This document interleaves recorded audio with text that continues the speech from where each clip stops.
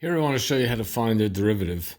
So this is the function y equals 1 over x squared, and we want to find y prime that's the derivative. Well, the derivative, as we know, the definition of a derivative is the limit as h goes to 0 of f of x plus h minus f of x over h. Well, if we look at now the particular function that we have is 1 over x squared. So f of x plus h is 1 over x plus h squared. F of x is 1 over x squared. All that's over h.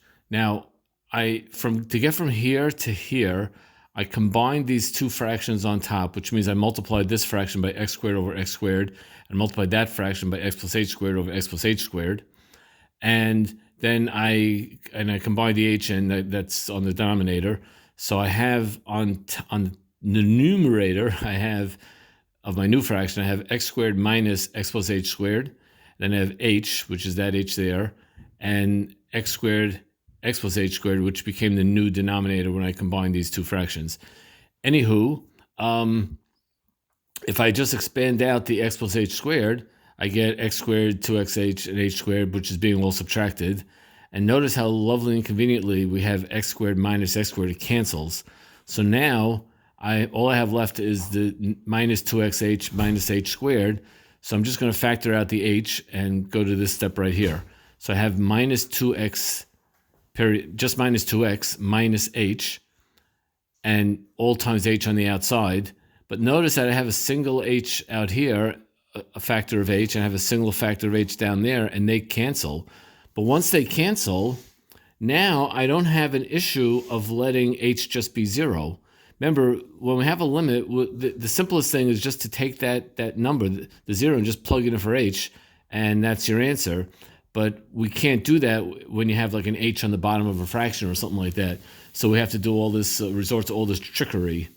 Anyway, now I could just plug in the h. So notice at this point I dropped the limit. I don't write limit anymore because I've now done the limit. I've exercised the limit by putting in h equals 0, and now I have negative 2h, because that h disappears, over x squared times x squared, because that's x squared, once h becomes 0.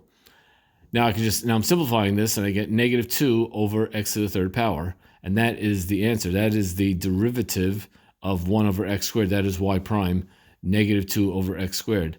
Now I want to show you something interesting and wonderful. There is a rule, which we did learn in class, that the derivative of x to the nth power is equal to n times x to the n minus 1, meaning whatever that exponent is becomes a coefficient, and then the exponent drops by 1. Well, if I would have written 1 over x squared as x to the negative 2 power, that's now in line with this rule here. So y prime just becomes negative 2, because I take the exponent and stick it out front, times negative 2 minus 1, which negative 2 minus 1 is negative 3. Well, negative 2 times x to the negative 3 is the same thing as negative 2 over x cubed, which is exactly what I got up here. So I got the same answer both ways. I love doing that because it shows that this is consistent, and it works, and it's wonderful.